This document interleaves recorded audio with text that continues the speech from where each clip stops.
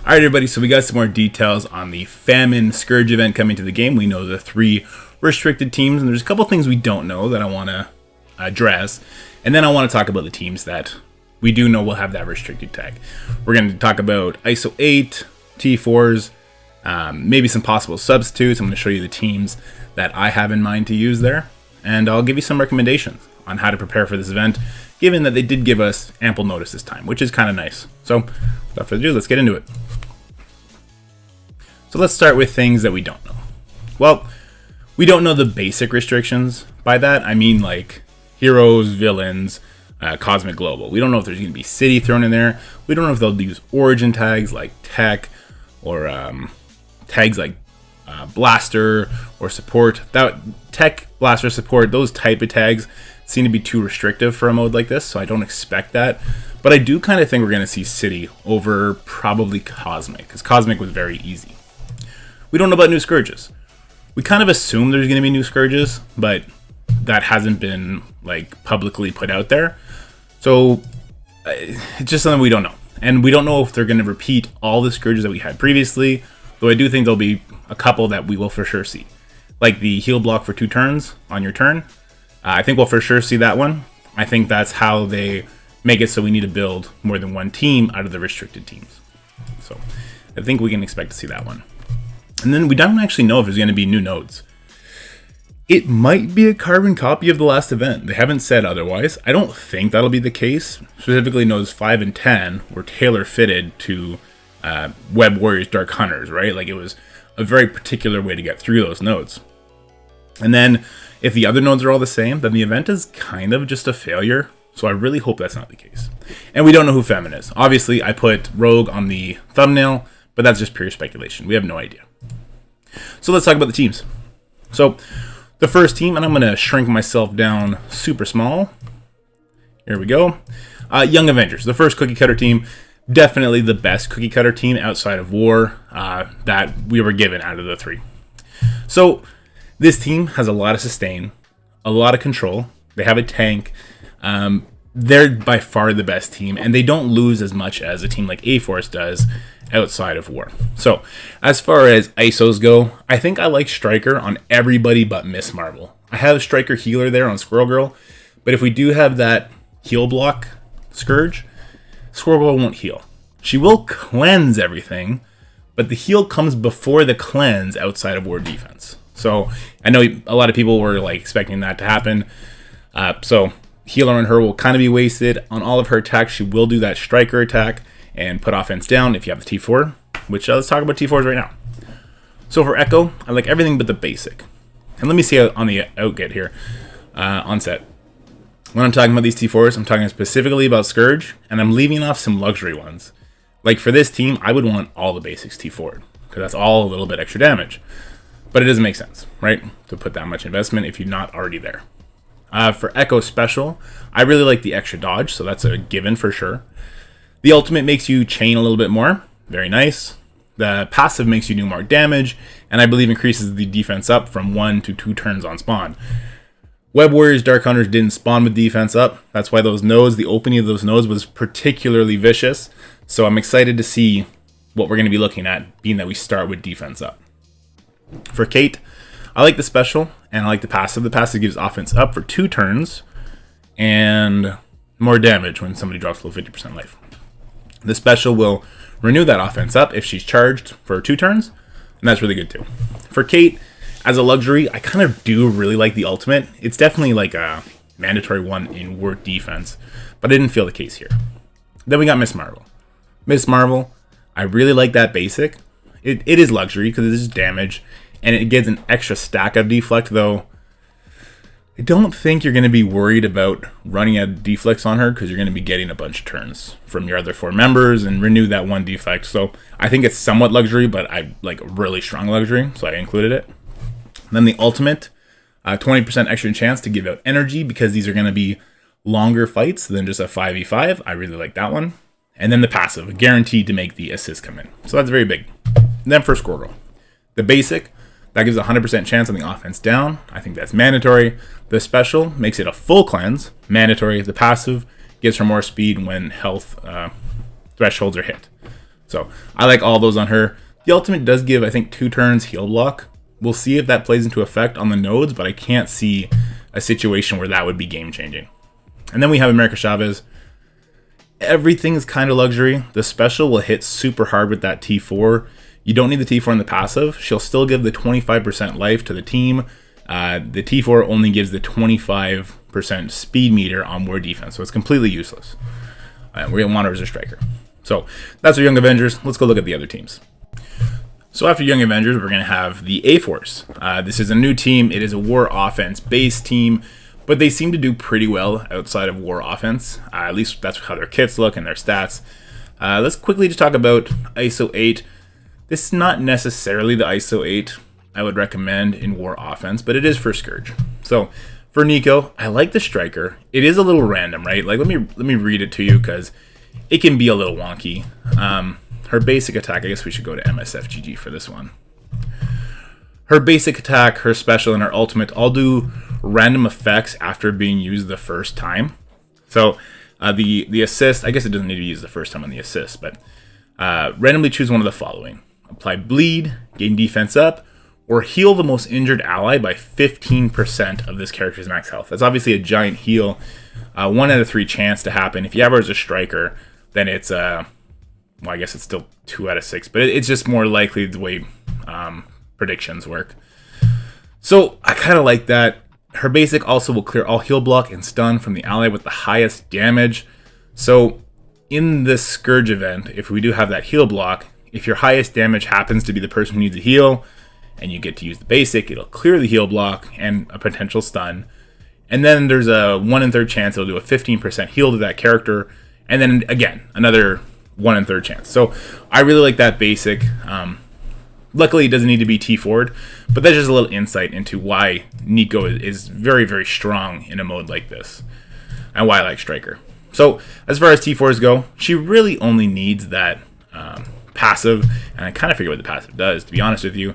With that T4, 50% drain, that's correct.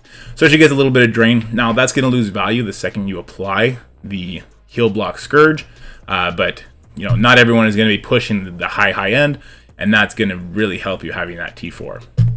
Then we have Spider-Woman. Striker for sure, so she's giving that defense down. And I actually like all of her T4s. They're all very, very impressive. That basic is going to increase the defense down from 1 turn to 2 turns. The special is going to chain to additional targets. It's also great in war because it's going to increase the damage. And then the ultimate will flip 2 positive effects instead of 1. The passive is going to increase the defense up from 1 turn to 2 turns on spawn, and most importantly, lower the accuracy by 15% for all enemies with offense down. There's a team I'm going to be suggesting that's going to play a big role in, and once you hear it, I think you'll agree with me. Then there's Jessica Jones. I like her as a skirmisher. She doesn't give energy on her striker proc, so there's no point in having her like that. So what I really like to have on her is the basic, the special, and I guess the passive, if you want to be a completionist on the essentials. So the basic guarantees the energy to A-Force members, which is good, and increases the damage by a little bit. Not too impressive there. But the special will clear all negative effects, apply defense up to herself and all the A-Force allies, and apply immunity to all A-Force allies as well. Very strong. So the passive is definitely the most important one. Then the special is definitely the most important one. The passive is 10% max health and resistance to her and A-Force allies. So that's pretty good as far as just stat sticks go. So I had to include that one. Then we have Captain Marvel. Captain Marvel is kind of a letdown. She's going to be great in war. Her damage is going to be amazing, but she doesn't bring much to the table. And I think in Scourge mode, she's actually going to eat up too many strikers for what she can accomplish with that. And then Raider doesn't make much sense because her ultimate can't crit. I guess her basic, the passive damage from binary can crit. But I believe passives can't give out vulnerables. So that wouldn't work as a Raider either. So it's hard to pick one for her. Like you would think healer used to be important for her in the early days on war when she was a solo force to be reckoned with, similar to what Doc Ock was. But that's not the case anymore. On her team, Striker is the way to go, so you might as well just equip it, even for this event, I suppose is what I'm trying to get at. Her T-Force is nothing but damage on the first 3. I will say on the ultimate damage, it's a lot of damage at least. So that's pretty good. And then the passive, actually I forget what this passive is as well. So the passive T4 is going to give you 30% extra damage on the binary hit, and this is the important part. At the end of turn, it'll clear evades from all enemies. So if we happen to have like big web warrior nodes, or a node say with Young Avengers when they get evades, Captain Marvel could help a lot there. So that's the A-Force team. I think the best fifth for these guys is going to be somebody like Yo-Yo, who's going to give offense down, who's going to feed off the passive from Spider-Woman, dropping that accuracy by 15%.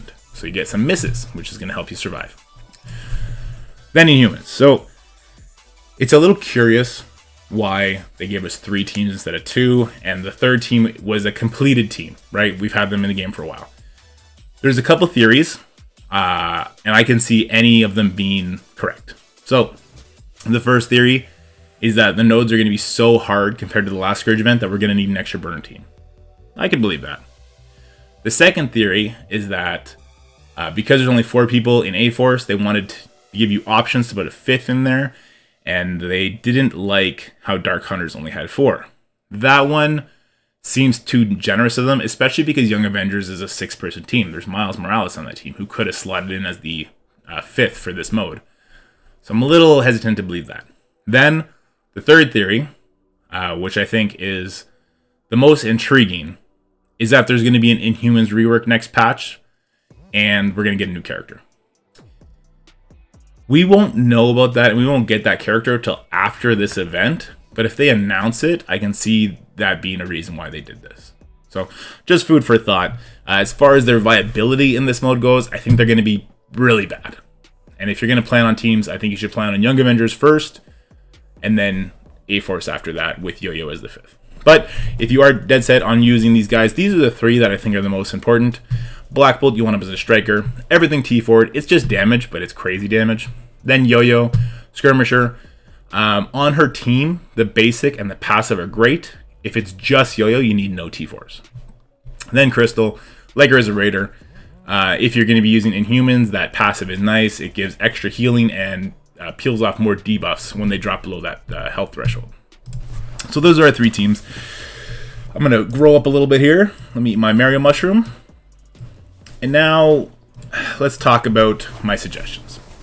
So we have ample time compared to the last Scourge event. I think now is a good time to do hoarding. Hoard all your T4s, all your premium orbs, your gold, your training materials, and your ISO 8 ions. I won't be doing that because I know the team. I'm building 2 teams to the max during this time. Not everybody wants to build Young Avengers to the max. Not everybody wants to build Young Avengers and A-Force to the max. So if you are in that camp, I would suggest you just wait it out until we see the event. And that'll lead us into the next point. Wait for others to test the event and nodes. That's where I come in for you guys. I'll go test the event. I'll test the nodes. We're going to have to test all the Scourges to make sure none of them are broken. A big part is for team building, right? So if you see how I do it, you can see the characters. You have all those resources saved up. You're good to go. That's great. Another reason to wait for others to test it out is burnout. I know a lot of people went and they did their runs right away. And they suffered through that Node 5's Web Warriors. And then they had to clock in better runs because some people were doing better runs. And then they got burnt out. And then they were too over it to go in and do it again. So what I would suggest is, because it's a 10-day event, wait for, some sweaty tryhard like me to go in, figure it out, put a video out, which should be in the first, 2 or 3 days tops, and then go in. You can take your time. You don't need to stress about this on day 1 of the event. I mean, you could do it just to unlock the character. But maybe you can start taking it more seriously halfway through, so you don't get that burnout, because 10 days is a long, long time. And then I would suggest doing a dry run. This would help you unlock the character. But do a dry run just to feel out the nodes. Because even if I show you the nodes, you're not going to feel it. Because I know, like me, you probably feel the flow of nodes. Like, when you watch a raid tutorial video, you can see it like, okay, it works like this. But when you're actually doing it, you feel the flow. You can kind of see where things can go wrong RNG-wise, because there's going to be a couple variables for sure, right? So I would definitely suggest doing a dry run, no Scourges, just to get a feel for it. And finally, plan for 2 teams. Now, If you're okay getting like a 5-star unlock or a 6-star unlock, you can probably just completely max out your Young Avengers and be okay. And that wouldn't be the end of the world, because Young Avengers are going to be great on War Defense, Tower Mode, and in Crucible to take out Infinity Watch teams. It's not the end of the world.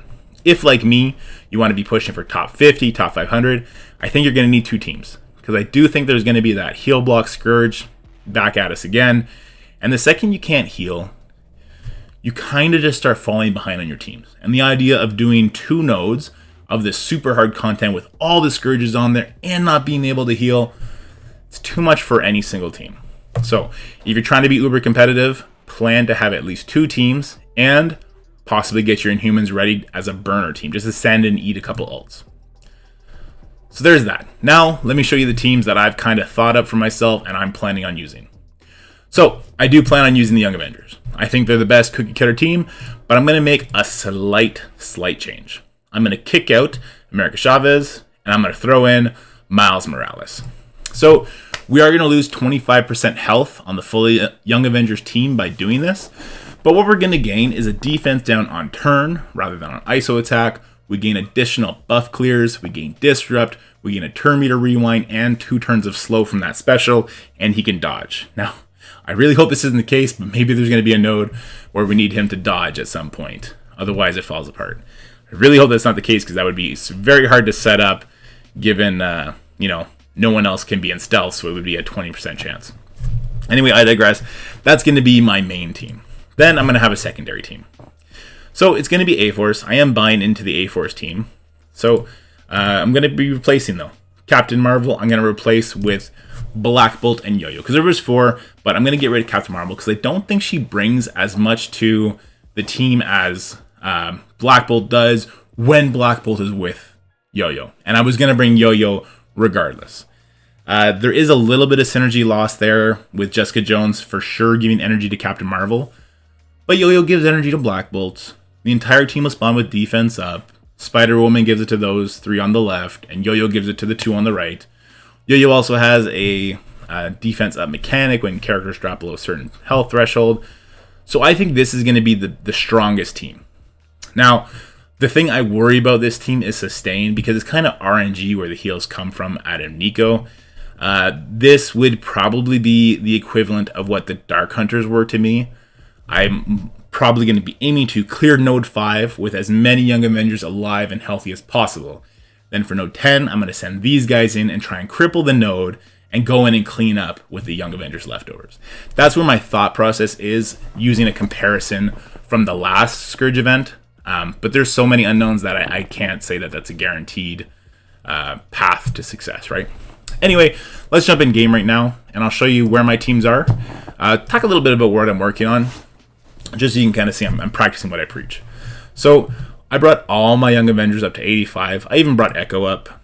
I actually brought America Chavez up too, for Crucible and for Tower, because I want to be able to beat in Infinity Watch teams. So I brought them all up. I'm going to be bringing Kate to gear tier 16 as soon as I get a couple of these, and I'm going to be putting a whack of T4s in these guys. Like, I don't have the one in the basic, which I would really like. Like, I really want to apply that offense down always. The ultimate I'm probably not going to get.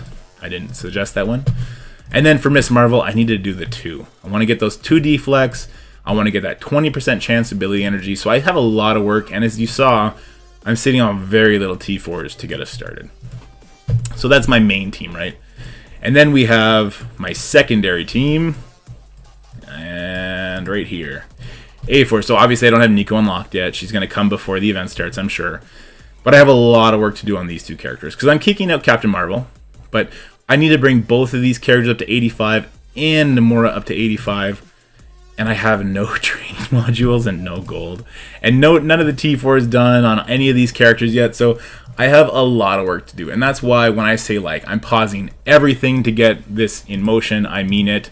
And that's when I say maybe you should pause and hoard for this event until you see what's needed. I think that's a smart call. And then to fill out that A-Force team, I'm going to have Yo-Yo up to level 85 by then. Probably leave her gear tier 14, but put the rest of this ISO on her. And then I have Black Bolt. I have Black Bolt big and ready. I wanted him for Tower, for killing Dormammu teams. So yeah. So that's where my team stands. I think I'm in a good position where I am right now with Young Avengers completely leveled up, just needing the T4s, and with my Inhumans kind of being ready with their T4s and leveled-ish to put the rest of my resources into A-Force and have 2 really good teams heading into this Scourge event. If that is not the case for you, I do suggest pivoting from whatever you're doing to work on it. As sad as it is to say, I think Wakandans take a backseat heavy now that we know they're not going to be a Scourge team. Anyway, guys, that's what I got for you today. I hope you enjoyed it. If you did, please like, share, and subscribe. I'm going to be coming out with a Cosmic Crucible theory crafting video for teams to put on defense and then teams to use on offense, as well as Dark Dimension do's and don'ts. Basically, don't bring like these 4 characters that I brought to Dark Dimension 5 and who I would have preferred to have that I did bring on my second run. So look out for those. But as always, stay happy, healthy, have fun, and I will see you guys next time. Peace.